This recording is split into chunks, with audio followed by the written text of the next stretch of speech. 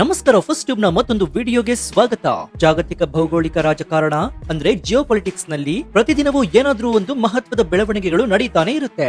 ಆದ್ರೆ ಕೆಲವು ಘಟನೆಗಳು ಮಾತ್ರ ಇಡೀ ವಿಶ್ವದ ದಿಕ್ಕನ್ನೇ ಬದಲಾಯಿಸುವಂತಹ ತಾಕತ್ತನ್ನ ಹೊಂದಿರುತ್ತವೆ. ಇವತ್ತು ನಾವು ಮಾತನಾಡ್ತಾ ಇರೋದು ಅಂತಹದ್ದೇ ಒಂದು ಐತಿಹಾಸಿಕ ಘಟನೆ ಬಗ್ಗೆ. ಭಾರತದ ಪ್ರಧಾನಿ ನರೇಂದ್ರ ಮೋದಿ ಅವರು ಕೈಗೊಂಡಿರುವಂತಹ ಇಸ್ರೇಲ್ ಭೇಟಿ ಕೇವಲ ಎರಡು ದೇಶಗಳ ನಡುವಿನ ಭೇಟಿಯಾಗಿ ಉಳಿದಿಲ್ಲ. ಇದು ಇಡೀ ವಿಶ್ವದ ಗಮನವನ್ನ ಸೆಳೆದಿದೆ. ಒಂದ್ ಕಡೆ ಮಧ್ಯಪ್ರಾಚ್ಯದಲ್ಲಿ ಯುದ್ಧದ ಕಾರ್ಮೋಡಗಳಿದ್ರೆ, ಇನ್ನೊಂದು ಕಡೆ ಭಾರತದ ಪ್ರಧಾನಿಯ ಭೇಟಿ ಪಾಕಿಸ್ತಾನದ ರಾಜಧಾನಿ ಇಸ್ಲಾಮಾಬಾದ್ ನಲ್ಲಿ ಅಕ್ಷರಶಃ ಭೂಕಂಪವನ್ನೇ ಸೃಷ್ಟಿ ಮಾಡಿದೆ. ಹೌದು, ನೀವು ಕೇಳಿಸ್ಕೊಳ್ತಾ ಇರೋದು ನಿಜ. ಮೋದಿ ಅವರು ಇಳಿದಿದ್ದು ಟೆಲ್ ಅವೀವ್ ವಿಮಾನ ನಿಲ್ದಾಣದಲ್ಲಿ. ಆದ್ರೆ ನಿದ್ದೆ ಹಾಳಾಗಿದ್ದು ಪಾಪಿ ಪಾಕಿಸ್ತಾನದ ನಾಯಕರಿಗೆ. ಯಾಕೆ ಗೊತ್ತಾ? ಈ ಭೇಟಿಯ ಹಿಂದೆ ಅಡಗಿರುವಂತಹ ರಹಸ್ಯಗಳು ಒಂದೆರಡಲ್ಲ. ಇಸ್ರೇಲ್ ಪ್ರಧಾನಿ ತಮ್ಮ ದೇಶದ ಕಟ್ಟುನಿಟ್ಟಿನ ಶಿಷ್ಟಾಚಾರವನ್ನೇ ಮುರಿದು ಮೋದಿ ಅವರನ್ನ ಸ್ವಾಗತಿಸಿದ್ದು ಯಾಕೆ? ಪಾಕಿಸ್ತಾನದ ಎದೆಯಲ್ಲಿ ನಡುಕ ಹುಟ್ಟಿಸಿರುವುದು ಇಸ್ರೇಲ್ನ ಗೋಲ್ಡನ್ ಹೊರೈಸನ್ ಮಿಸೈಲ್ ರಹಸ್ಯವೇನು? ಇಸ್ಲಾಮಿಕ್ ಜಗತ್ತಿಗೆ ಕೌಂಟರ್ ಕೊಡಲು ಇಸ್ರೇಲ್ ಹೆಣೆದಿರುವಂತಹ ಹೆಕ್ಸಗಾನ್ ಎಂಬಂತಹ 6 ದೇಶಗಳ ಮಾಸ್ಟರ್ ಪ್ಲಾನ್ ಆದ್ರೂ ಏನು? ಈ ಎಲ್ಲದರ ನಡುವೆ ಭಾರತ ತನ್ನ ಹಳೆಯ ಅರಬ್ ಮಿತ್ರರನ್ನ ಹೇಗೆ ನಿಭಾಯಿಸುತ್ತೆ? ಈ ಎಲ್ಲಾ ಮಾಹಿತಿಯನ್ನ ಇವತ್ತಿನ ಈ ವಿಡಿಯೋದಲ್ಲಿ ನೋಡೋಣ. ಆದ್ರೆ ಅದಕ್ಕೂ ಮುನ್ನ ನಿಮ್ಗೇನನ್ಸುತ್ತೆ? ಪ್ರಧಾನಿ ನರೇಂದ್ರ ಮೋದಿ ಅವರ ಸಾರಥ್ಯದಲ್ಲಿ ಭಾರತ ಬಲಿಷ್ಠವಾಗಿದೆ ಅಂತ ನಿಮ್ಗನ್ಸಿದ್ರೆ ಜೈ ಭಾರತ್ ಅಂತ ಕಮೆಂಟ್ ಮಾಡಿ ಹಾಗೂ ವಿಡಿಯೋಗೆ ಲೈಕ್ ಕೊಡಿ. ಜೊತೆಗೆ ದೇಶದ ಅಭಿವೃದ್ಧಿಗಾಗಿ ಮುಂದಿನ ಬಾರಿಯೂ ಪ್ರಧಾನಿಯಾಗಿ ನರೇಂದ್ರ ಮೋದಿ ಅವರೇ ಆಯ್ಕೆಯಾಗಬೇಕು ಅಂತ ನಿಮ್ಗನ್ಸಿದ್ರೆ ಎಸ್ ಅಂತ ಕಮೆಂಟ್ ಮಾಡಿ. ಸ್ನೇಹಿತರೆ, ಅಂತಾರಾಷ್ಟ್ರೀಯ ರಾಜಕಾರಣದಲ್ಲಿ ಪ್ರೋಟೋಕಾಲ್ ಅಥವಾ ಶಿಷ್ಟಾಚಾರ ಎಂಬುದು ಕೇವಲ ಒಂದು ನಿಯಮವಲ್ಲ, ಅದೊಂದು ದೇಶದ ಘನತೆ ಮತ್ತು ಸಂದೇಶವನ್ನ ಸಾರುವ ಮಾರ್ಗ. ಇಸ್ರೇಲ್ ದೇಶದ ಪ್ರೋಟೋಕಾಲ್ ನಿಯಮಗಳು ಅಂದ್ರೆ ಅದು ಕಟ್ಟುನಿಟ್ಟಾಗಿ ಇರುತ್ತೆ. ಜಗತ್ತಿನ ಯಾವುದೇ ದೇಶದ ಪ್ರಧಾನಿ ಅಥವಾ ಮಂತ್ರಿಗಳು ಬಂದ್ರೆ ಅವರನ್ನ ವಿಮಾನ ನಿಲ್ದಾಣದಲ್ಲಿ ಸ್ವಾಗತಿಸಲು ಇಸ್ರೇಲ್ ಪ್ರಧಾನಿ ಖುದ್ದಾಗಿ ಬರೋದಿಲ್ಲ. ಅದಕ್ಕಿಂತ ನಿಯೋಜಿತರಾಗಿರುವಂತಹ ಅಧಿಕಾರಿಗಳು ಅಥವಾ ಕೆಳ ಹಂತದ ಮಂತ್ರಿಗಳು ಹೋಗ್ತಾರೆ. ಆದ್ರೆ ಈ ನಿಯಮಕ್ಕೆ ಇಸ್ರೇಲ್ ಒಂದು ವಿನಾಯಿತಿ ನೀಡಿದೆ. ಅದು ಕೇವಲ ಅಮೆರಿಕ ಅಧ್ಯಕ್ಷರಿಗೆ ಮಾತ್ರ.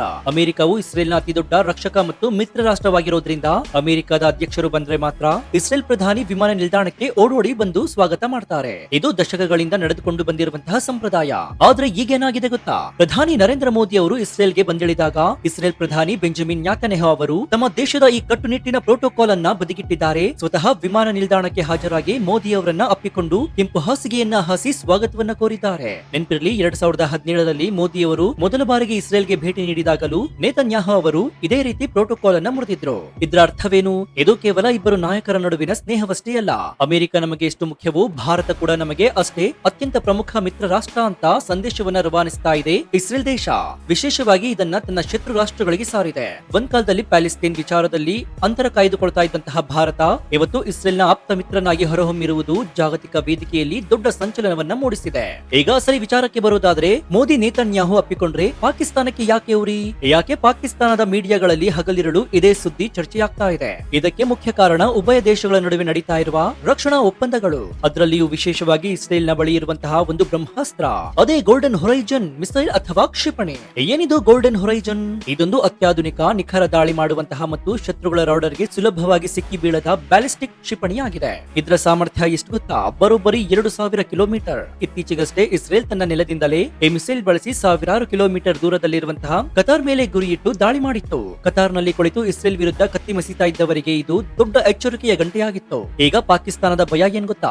ಭಾರತ ಮತ್ತು ಇಸ್ರೇಲ್ ನಡುವೆ ರಕ್ಷಣಾ ವಲಯದಲ್ಲಿ ಅಗಾಧವಾದಂತಹ ಒಪ್ಪಂದಗಳು ನಡೀತಾ ಇವೆ. ಭಾರತ ಈಗಾಗಲೇ ಇಸ್ರೇಲ್ ನಿಂದ ಡ್ರೋನ್ಗಳು, ರಾಡರ್ ಸಿಸ್ಟಮ್ ಗಳನ್ನ ಖರೀದಿ ಮಾಡಿದೆ. ಒಂದ್ ವೇಳೆ ಈ 2000 ಕಿಲೋಮೀಟರ್ ರೇಂಜ್ ಹೊಂದಿರುವಂತಹ ಗೋಲ್ಡನ್ ಹೊರೈಸನ್ ಕ್ಷಿಪಣಿಯನ್ನ ಭಾರತ ಇಸ್ರೇಲ್ ನಿಂದ ಖರೀದಿ ಮಾಡಿದ್ರೆ ಅಥವಾ ಮೇಕ್ ಇನ್ ಇಂಡಿಯಾ ಅಡಿಯಲ್ಲಿ ಜಂಟಿಯಾಗಿ ಭಾರತದಲ್ಲಿ ಉತ್ಪಾದಿಸಿದ್ರೆ, ಭಾರತ ತನ್ನ ಗಡಿಯೊಳಗೆ ಉದಾಹರಣೆಗೆ ರಾಜಸ್ಥಾನ ಅಥವಾ ಪಂಜಾಬ್ ನಲ್ಲಿ ನಿಂತು ಈ ಮಿಸೈಲ್ ಅನ್ನ ಉಡಾವಣೆ ಮಾಡಿದ್ರೆ, ಪಾಕಿಸ್ತಾನದ ಯಾವುದೇ ಮೂಲೆಯಲ್ಲಾದ್ರೂ ಕೂಡ ಅದು ಇಸ್ಲಾಮಾಬಾದ್ ಆಗಿರಲಿ, ರಾವಲ್ಪಿಂಡಿಯ ಸೇನಾ ಕೇಂದ್ರವಾಗಿರಲಿ ಅಥವಾ ಬಲೂಚಿಸ್ತಾನದ ಉಗ್ರರ ಅಡಗು ತಾಣಗಳೇ ಆಗಿರಲಿ, ಕ್ಷಣ ಮಾತ್ರದಲ್ಲಿ ಧ್ವಂಸವಾಗ್ಬಿಡುತ್ತೆ. ಪಾಕಿಸ್ತಾನದ ಬಳಿ ಇರುವಂತಹ ಯಾವುದೇ ಏರ್ ಡಿಫೆನ್ಸ್ ಸಿಸ್ಟಮ್ಗಳು ಇಸ್ರೇಲಿ ತಂತ್ರಜ್ಞಾನದ ಈ ಮಿಸೈಲ್ ಅನ್ನ ತಡೆಯುವ ಸಾಮರ್ಥ್ಯವನ್ನ ಹೊಂದಿಲ್ಲ.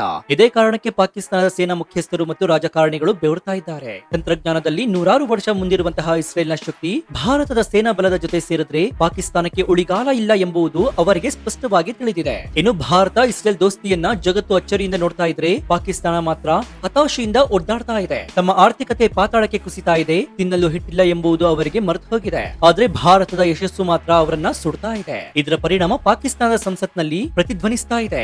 ಮೋದಿ ಅವರ ಈ ಭೇಟಿಯನ್ನ ಇಡೀ ಇಸ್ಲಾಮಿಕ್ ಜಗತ್ತಿಗೆ ಅಂದ್ರೆ ಮುಸ್ಲಿಂ ಉಮ್ಮಾ ಮಾಡ್ತಾ ಇರುವ ದ್ರೋಹ ಮತ್ತು ವಿರುದ್ಧವಾದ ನಡೆ ಅಂತ ಪಾಕ್ ನಾಯಕರು ಬೊಬ್ಬೆ ಹೊಡಿತಾ ಇದ್ದಾರೆ. ಭಾರತವನ್ನ ಇಸ್ಲಾಮಿಕ್ ದೇಶಗಳು, ಅದರಲ್ಲೂ ಮುಖ್ಯವಾಗಿ ಅರಬ್ ರಾಷ್ಟ್ರಗಳ ದೃಷ್ಟಿಯಲ್ಲಿ ವಿಲನ್ ಮಾಡಲು ಪಾಕಿಸ್ತಾನ ಶತ ಪ್ರಯತ್ನ ಪಡ್ತಾ ಇದೆ. ಇದಕ್ಕಾಗಿ ಪಾಕಿಸ್ತಾನದ ಮೇಲ್ಮನೆಯಲ್ಲಿ ಒಂದು ವಿಶೇಷ ನಿರ್ಣಯವನ್ನೇ ಪಾಸ್ ಮಾಡಲಾಗಿದೆ. ಭಾರತ ಮತ್ತು ಇಸ್ರೇಲ್ ಸೇರಿ ಮುಸ್ಲಿಂ ರಾಷ್ಟ್ರವನ್ನ ನಾಶ ಮಾಡಲು ಹೊರಟಿವೆ ಅಂತ ಆರೋಪಿಸಿ ಇಸ್ರೇಲ್ ಪ್ರಸ್ತಾಪಿಸಿರುವಂತಹ ಹೆಕ್ಸಾಗನ್ ಕೂಟದ ವಿರುದ್ಧ ಈ ನಿರ್ಣಯ ಕೈಗೊಳ್ಳಲಾಗ್ತಾ ಇದೆ. ಆದ್ರೆ ವಾಸ್ತವದಲ್ಲಿ ಅರಬ್ ರಾಷ್ಟ್ರಗಳು, ಅದರಲ್ಲೂ ಉದಾಹರಣೆಗೆ ಯುಎಇ, ಸೌದಿ, ಪಾಕಿಸ್ತಾನ ಈ ಕೂಗಾಟಕ್ಕೆ ಕಿಮ್ಮತ್ತು ಕೊಡ್ತಾ ಇಲ್ಲ. ಯುಎಇ ಈಗಾಗಲೇ ಇಸ್ರೇಲ್ ಜೊತೆಗೆ ಅಬ್ರಹಾಂ ಆ ಕಾರ್ಡ್ ಮಾಡಿಕೊಂಡು ಶಾಂತಿ ಸ್ಥಾಪಿಸಿದೆ. ಆದ್ರೂ ಪಾಕಿಸ್ತಾನ ಮಾತ್ರ ಹಳೆಯ ಧಾರ್ಮಿಕ ಕಾರ್ಡ್ ಅನ್ನ ಪ್ಲೇ ಮಾಡುತ್ತಾ ಇಸ್ಲಾಮಿಕ್ ರಾಷ್ಟ್ರಗಳನ್ನ ಪ್ರಚೋದಿಸುವ ವಿಫಲ ಪ್ರಯತ್ನವನ್ನ ಮಾಡ್ತಾ ಇದೆ. ಇನ್ನು ಪಾಕಿಸ್ತಾನದ ಸಂಸತ್ನಲ್ಲಿ ಚರ್ಚೆಯಾದಂತಹ ಆ ಹೆಕ್ಸಾಗನ್ ಪದದ ಅರ್ಥವೇನು, ಇದರ ಹಿಂದಿನ ಅಸಲಿ ತಂತ್ರಗಾರಿಕೆ ಏನ್ ಗೊತ್ತಾ? ಇದು ಜಿಯೋ ಪೊಲಿಟಿಕ್ಸ್ ನ ಅತ್ಯಂತ ರೋಚಕವಾದ ಘಟ್ಟವಾಗಿದೆ. ಹೆಕ್ಸಾ ಅಂದ್ರೆ 6. ನೆತನ್ಯಾಹು ಅವರ ತಲೆಯಲ್ಲಿ ಒಂದು ಬೃಹತ್ ಮಾಸ್ಟರ್ ಪ್ಲಾನ್ ಓಡ್ತಾ ಇದೆ. ಅದೇ ಒಂದೇ ರೀತಿಯ ಭೌಗೋಳಿಕ ಮತ್ತು ರಾಜಕೀಯ ಹಿತಾಸಕ್ತಿ ಹಾಗೂ ಸಾಮಾನ್ಯ ಶತ್ರುಗಳನ್ನ ಹೊಂದಿರುವ 6 ಪ್ರಬಲ ದೇಶಗಳನ್ನ ಸೇರಿಸಿ ಒಂದು ಹೊಸ ಮಿಲಿಟರಿ ಮತ್ತು ಆರ್ಥಿಕ ಒಕ್ಕೂಟ ರಚಿಸುವುದು. ಇದರಲ್ಲಿ ಪ್ರಮುಖವಾಗಿ ಗುರುತಿಸಲಾಗಿರುವಂತಹ ದೇಶಗಳು ಅಂತಂದ್ರೆ ಇಸ್ರೇಲ್, ಭಾರತ, ಗ್ರೀಸ್ ಮತ್ತು ಸೈಪ್ರಸ್. ವಿಷಯ ಇಷ್ಟೇ, ಮಧ್ಯಪ್ರಾಚ್ಯದಲ್ಲಿ ಭವಿಷ್ಯದ ದಿನಗಳಲ್ಲಿ ಹೇಗಿರುತ್ತವೆ ಅಂತ ಯಾರಿಗೂ ಕೂಡ ತಿಳಿದಿಲ್ಲ. ಇಸ್ರೇಲ್ಗೆ ಇರುವಂತಹ ಅತಿ ದೊಡ್ಡ ಆತಂಕ ಏನಂದ್ರೆ ಮುಂದೊಂದು ದಿನ ಟರ್ಕಿ, ಸೌದಿ ಅರೇಬಿಯಾ, ಇರಾನ್ ಮತ್ತು ಪರಮಾಣು ಶಸ್ತ್ರಾಸ್ತ್ರ ಹೊಂದಿರುವಂತಹ ಪಾಕಿಸ್ತಾನ ಇವೆಲ್ಲವೂ ಒಗ್ಗೂಡಿ ಇಸ್ಲಾಮಿಕ್ ಜಗತ್ತಿನ ನ್ಯಾಟೋ ಮಾದರಿಯ ಸೈನಿಕ ಮೈತ್ರಿ ಮಾಡ್ಕೊಂಡ್ರೆ ಏನ್ ಗತಿ ಎಂಬುದು ಟರ್ಕಿಯ ಅಧ್ಯಕ್ಷ ಎರ್ಡೋಗನ್ ಆಗಾಗ ಇಂತಹ ಕನಸುಗಳನ್ನ ಬಿತ್ತುತ್ತಲೇ ಇರ್ತಾರೆ. ಇದಕ್ಕೆ ಪ್ರತ್ಯಸ್ತ್ರವನ್ನ ಇಸ್ರೇಲ್ ಈಗಾಗಲೇ ಸಿದ್ಧಪಡಿಸಿದೆ. ಶತ್ರುವಿನ ಶತ್ರು ಮಿತ್ರ ಎಂಬಂತೆ. ಟರ್ಕಿಯ ಅತಿ ದೊಡ್ಡ ಬದ್ಧ ವೈರಿಗಳು ಯಾರು? ಗ್ರೀಸ್ ಮತ್ತು ಸೈಪ್ರಸ್. ಮೆಡಿಟೇರಿಯನ್ ಸಮುದ್ರದ ಗಡಿಯ ವಿಚಾರದಲ್ಲಿ ಇವರ ನಡುವೆ ಸದಾ ಕಿತ್ತಾಟ ಇದೆ. ಏನು ಪಾಕಿಸ್ತಾನದ ಬದ್ಧ ವೈರಿ ಯಾರು? ಅದು ನಮ್ಮ ಭಾರತ. ಹೀಗಾಗಿ ಟರ್ಕಿಗೆ ಕೌಂಟರ್ ಕೊಡಲು ಗ್ರೀಸ್ ಮತ್ತು ಸೈಪ್ರಸ್ ಅನ್ನ, ಪಾಕಿಸ್ತಾನ ಮತ್ತು ಭವಿಷ್ಯದ ಇಸ್ಲಾಮಿಕ್ ಒಕ್ಕೂಟಕ್ಕೆ ಕೌಂಟರ್ ಕೊಡಲು ಏಷ್ಯಾದ ದೈತ್ಯ ಶಕ್ತಿ ಭಾರತವನ್ನ ತನ್ನ ಜೊತೆ ಸೇರಿಸಿಕೊಳ್ಳುವುದು ಇಸ್ರೇಲ್ನ ರಹಸ್ಯ ಅಜೆಂಡವಾಗಿದೆ. ಈ 6 ದೇಶಗಳ ಕೂಟ ರಚನೆಯಾದ್ರೆ ಸಮುದ್ರ ಮಾರ್ಗದ ವ್ಯಾಪಾರ, ರಕ್ಷಣಾ ತಂತ್ರಜ್ಞಾನ ವಿನಿಮಯ ಮತ್ತು ಗುಪ್ತಚರ ಮಾಹಿತಿ ಹಂಚಿಕೆಯಲ್ಲಿ ಇದು ಜಗತ್ತಿನ ಅತಿ ಬಲಿಷ್ಠ ಒಕ್ಕೂಟವಾಗಿ ಹೊರಹೊಮ್ಮುತ್ತೆ. ಇನ್ನು ಪಾಕಿಸ್ತಾನದ ಕೂಗಾಟ, ಇಸ್ರೇಲ್ನ ಆಹ್ವಾನ ಇವೆಲ್ಲವೂ ಸರಿಯೇ. ಆದ್ರೆ ಭಾರತ ನಿಲುವು ಏನು? ಭಾರತ ತಕ್ಷಣವೇ ಹೋಗಿ ಈ ಹೆಕ್ಸಾಗನ್ ಒಕ್ಕೂಟಕ್ಕೆ ಸಹಿ ಹಾಕುತ್ತಾ? ಇಲ್ಲೇ ಇದೆ ನೋಡಿ ಭಾರತದ ವಿದೇಶಾಂಗ ನೀತಿಯ ಚಾಣಾಕ್ಷತನ. ಭಾರತಕ್ಕೆ ಪಾಕಿಸ್ತಾನದ ನಿರ್ಣಯದಿಂದ ಕಿಂಚಿತ್ತೂ ಭಯವಿಲ್ಲ, ತೊಂದರೆಯೂ ಇಲ್ಲ. ಆದ್ರೆ ಭಾರತದ ಮುಂದಿರುವ ಅಸಲಿ ಧರ್ಮ ಸಂಕಟ ಏನಂದ್ರೆ ಅರಬ್ ರಾಷ್ಟ್ರಗಳು, ಅಂದ್ರೆ ಜಿಸಿಸಿ ದೇಶಗಳು. ಇಂದು ಭಾರತ ಅರಬ್ ರಾಷ್ಟ್ರಗಳ ಜೊತೆಗೆ ಅತ್ಯುತ್ತಮವಾದಂತಹ ವ್ಯಾಪಾರ ಮತ್ತು ರಾಜತಾಂತ್ರಿಕ ಬಾಂಧವ್ಯವನ್ನ ಹೊಂದಿದೆ. ನಮ್ಮ ಲಕ್ಷಾಂತರ ಭಾರತೀಯರು ಗಲ್ಫ್ ದೇಶಗಳಲ್ಲಿ ಕೆಲಸ ಮಾಡ್ತಾ ಇದ್ದಾರೆ. ಅದರಿಂದ ಭಾರತಕ್ಕೆ ಬಿಲಿಯನ್ ಗಟ್ಟಲೆ ಡಾಲರ್ ಹಣ ರವಾನೆ ಆಗ್ತಾ ಇದೆ. ಇನ್ನು ನಮ್ಮ ಇಂಧನ ಅಗತ್ಯಗಳಿಗೆ ಅಂದ್ರೆ ತೈಲ ಮತ್ತು ಗ್ಯಾಸ್ಗೆ ನಾವು ಬಹುಪಾಲು ಸೌದಿ ಅರೇಬಿಯಾ, ಯುಎಇ, ಕತಾರ್ ಮೇಲೆ ಅವಲಂಬಿತವಾಗಿದ್ದೇವೆ. ಒಂದ್ ವೇಳೆ ಭಾರತವು ಇಸ್ರೇಲ್ನ ಈ ಹೆಕ್ಸಾಗನ್ ಅಂದ್ರೆ ಇಸ್ಲಾಮಿಕ್ ರಾಷ್ಟ್ರಗಳಿಗೆ ಕೌಂಟರ್ ಕೊಡುವಂತಹ ಕೂಟವನ್ನ ಅಧಿಕೃತವಾಗಿ ಸೇರ್ಕೊಂಡ್ರೆ ಇದು ನಮ್ಮ ಆಪ್ತ ಅರಬ್ ಮಿತ್ರರಿಗೆ ತಪ್ಪು ಸಂದೇಶ ರವಾನಿಸಿದಂತೆ ಆಗುತ್ತೆ. ಪ್ಯಾಲೆಸ್ತೀನ್ ವಿಚಾರದಲ್ಲಿ ಈಗಲೂ ಕೂಡ ಅರಬ್ ದೇಶಗಳ ಭಾವನೆಗಳು ಸೂಕ್ಷ್ಮವಾಗಿದೆ. ಹೀಗಾಗಿ ಅರಬ್ ರಾಷ್ಟ್ರಗಳೊಂದಿಗಿನ ಸಂಬಂಧಕ್ಕೆ ಎಲ್ಲಿ ಪೆಟ್ಟು ಬೀಳುತ್ತದೆಯೋ ಎಂಬ ಕಾರಣಕ್ಕೆ ಭಾರತ ಈ ಹೆಕ್ಸಾಗನ್ ಕೂಟದ ವಿಚಾರದಲ್ಲಿ ತಟಸ್ಥ ನಿಲುವನ್ನ ಕಾಯ್ದುಕೊಳ್ಳುವ ಸಾಧ್ಯತೆ 99%ರಷ್ಟಿದೆ. ಭಾರತ ಇಸ್ರೇಲ್ ಜೊತೆಗೆ ಆಂತರಿಕವಾಗಿ ರಕ್ಷಣಾ ಒಪ್ಪಂದ ಮಾಡಿಕೊಳ್ತಾ ಇದೆಯೇ ಹೊರತು ಇಸ್ಲಾಮಿಕ್ ರಾಷ್ಟ್ರವನ್ನ ಕೆರಳಿಸುವಂತಹ ಯಾವುದೇ ಬಹಿರಂಗ ಕೂಟವನ್ನ ಅಂದ್ರೆ ಒಕ್ಕೂಟವನ್ನ ಸೇರ್ತಾ ಇಲ್ಲ. ಇದುವೇ ಭಾರತದ ಸ್ಟ್ರಾಟಜಿಕ್ ಅಟಾನಮಿ. ಇನ್ನು ಇಲ್ಲಿ ಇಂಟ್ರೆಸ್ಟಿಂಗ್ ವಿಚಾರ ಒಂದಿದೆ. ಇಸ್ರೇಲ್ ಇಷ್ಟು ಶಕ್ತಿಶಾಲಿಯಾಗಿದ್ರು ಕೂಡ ತನ್ನ ವಿರೋಧಿಗಳಾಗಿರುವಂತಹ ಕತಾರ್ ಅಥವಾ ಪಾಕಿಸ್ತಾನದ ಮೇಲೆ ನೇರ ಯುದ್ಧಕ್ಕೆ ಯಾಕೆ ಇಳಿತಾ ಇಲ್ಲ? ಇದಕ್ಕೆ ಮುಖ್ಯ ಕಾರಣ ಅಮೆರಿಕ.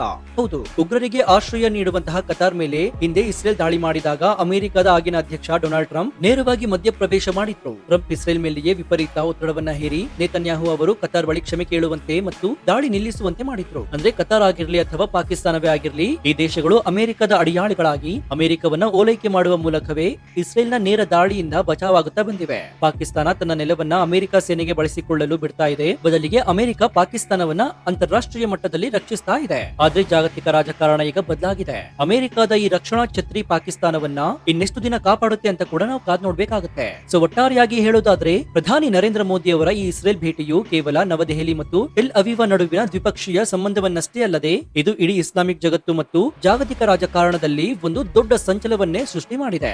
ಭಾರತವು ಇವತ್ತು ತನ್ನ ಸ್ವಂತ ಶಕ್ತಿಯ ಮೇಲೆ ನಿಂತಿದೆ. ಒಂದ್ ಕಡೆ ಇಸ್ರೇಲ್ ಜೊತೆಗಿನ ಸ್ನೇಹ ಮಾಡ್ತಾ ಇದೆ, ಮತ್ತೊಂದು ಕಡೆ ಅರಬ್ ರಾಷ್ಟ್ರಗಳ ಜೊತೆಗೂ ವ್ಯಾಪಾರವನ್ನ ಮಾಡ್ತಾ ಇದೆ. ಯಾರ ಬೆದರಿಕೆಗಳಿಗೂ ಬಗ್ಗದ ತನ್ನ ರಾಷ್ಟ್ರೀಯ ಹಿತಾಸಕ್ತಿಯನ್ನ ಮಾತ್ರ ಮುಂದಿಟ್ಟುಕೊಂಡು ಮುನ್ನುಗ್ತಾ ಇರುವಂತಹ ನವ ಭಾರತವನ್ನ ಜಗತ್ತು ನೋಡ್ತಾ ಇದೆ. ಪಾಕಿಸ್ತಾನದ ನಡಕಕ್ಕೆ ಇದೇ ಅಸಲಿ ಕಾರಣ. ಸೊ ಈ ಬಗ್ಗೆ ನಿಮ್ಮ ಅಭಿಪ್ರಾಯ ಏನು ಅಂತ ಕಮೆಂಟ್ ಮಾಡಿ ಹಾಗೂ ವಿಡಿಯೋಗೆ ಲೈಕ್ ಕೊಡಿ. ಜೊತೆಗೆ ನೀವಿನ್ನೂ ನಮ್ಮ ಚಾನೆಲ್ ಅನ್ನ ಸಬ್ಸ್ಕ್ರೈಬ್ ಮಾಡ್ಕೊಂಡಿಲ್ಲ ಅಂದ್ರೆ ಈ ಕೂಡಲೇ ಸಬ್ಸ್ಕ್ರೈಬ್ ಮಾಡ್ಕೊಂಡು ಪಕ್ಕದಲ್ಲಿರುವಂತಹ ಬೆಲ್ ಐಕಾನ್ ಅನ್ನ ಪ್ರೆಸ್ ಮಾಡಿ. ಇದರಿಂದ ನಾವು ಹಾಕುವ ಹೊಸ ವಿಡಿಯೋಗಳ ನೋಟಿಫಿಕೇಶನ್ ಮೊದಲು ನಿಮಗೆ ಸಿಗುತ್ತೆ. ಇದಾಗಿತ್ತು ಈ ಕ್ಷಣದ ವಿಶೇಷ. ನೋಡ್ತಾ ಇರಿ ಫಸ್ಟ್ ಟ್ಯೂಬ್ ಕನ್ನಡ. ಧನ್ಯವಾದ.